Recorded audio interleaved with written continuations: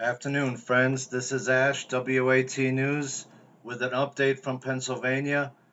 Uh, Via Gateway Pundit, Pennsylvania judge orders segregated ballots should be tossed. Crooked PA Secretary of State, quote, lacked statutory authority, unquote, to override election law, by Jim Hoft.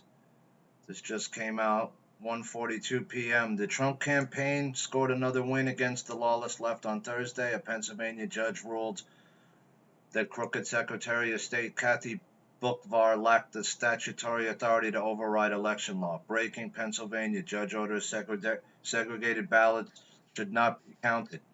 It rules that Pennsylvania Secretary of State lacks statutory authority to override election law. Critically, the state has a Republican state legislature, may ultimately decide the case now. So this is a ruling in favor of the Trump campaign, ordering that the state may not count ballots where the voters needed to provide proof of identification and failed to do so by November 9th. State law said that voters have until 6 days after the election this year, that was November 9th, to cure problems regarding a lack of proof of identification after the Pennsylvania Supreme Court ruled that mail-in ballots could be accepted 3 days after Election Day.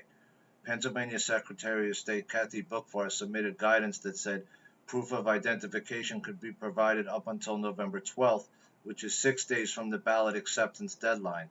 That guidance was issued 2 days before Election Day.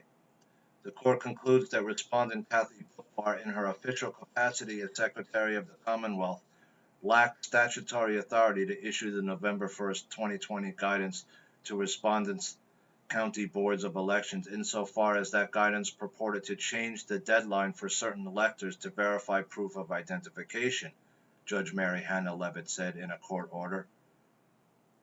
And there's a link to the court order here. So that's a pretty major ruling in favor of Trump. Also in Connecticut, GOP lawmaker discovered winner after race called for Democrat.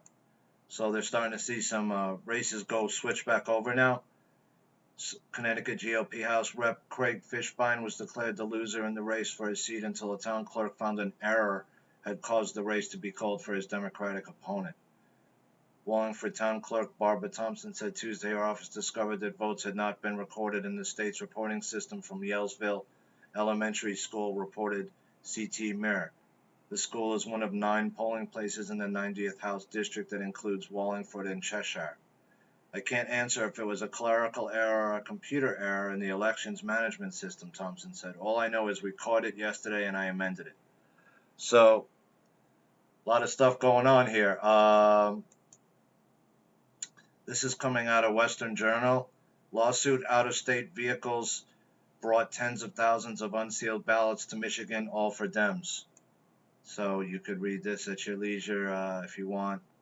There's more fraud allegations have been raised in Michigan, where a lawsuit filed by the Great Lakes Justice Center on behalf of 2 poll challengers says multiple levels of improper conduct took place on orders from election officials. The allegations are aimed at election officials from Detroit and Wayne County, according to a release from the center, and are based on affidavits of named individuals who said they witnessed misconduct. This type of widespread fraud in the counting and processing of voter ballots cannot be allowed to stand. Michigan citizens are entitled to know that their elections are conducted in a fair and legal manner, and that every legal vote is properly counted, Senior Counsel David A. Coleman said in a statement.